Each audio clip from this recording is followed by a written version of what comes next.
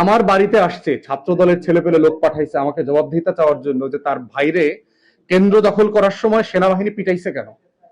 আমার বাড়িতে এসে জিজ্ঞেস করছে আমি লোক পাঠাইছি কিনা, আমি নাম দিছি কিনা, আমি ছবি দিছি কিনা। মানে এদের কত বড় দুঃসাহস হয়েছে চিন্তা করেন। এই বিএনপির ফ্যাসিবাদীদের নতুন ফ্যাসিবাদ যেগুলো দেখতে পাচ্ছি। এরপর কর্মীদের কি অবস্থা। তাহলে আমাদের বক্তব্য খুব পরিষ্কার, আমরা গণমাধ্যমের ভাইদেরকে বলবো যে আপনারা রাষ্ট্রের হয়ে জনগণের হয়ে যেটা করছেন সেটা তো অবশ্যই আপনারা করে যাবেন।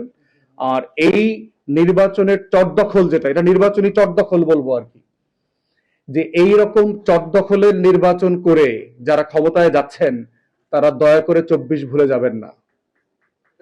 আজকে আপনি এখানে চট দখল করে আমার চট নিয়ে গেছেন দখল করে, এর মানে এটা না যে 61,000 লোক চুপচাপ বসে থাকবে। তাদের ভিতরে যে ক্ষোভ তৈরি হয়েছে, তারা নিজের চোখে দেখতে পেয়েছে তাদের চোখের সামনের বিজয় কিভাবে ছিনিয়ে নেওয়া হয়েছে চুরি বাটপারি করে।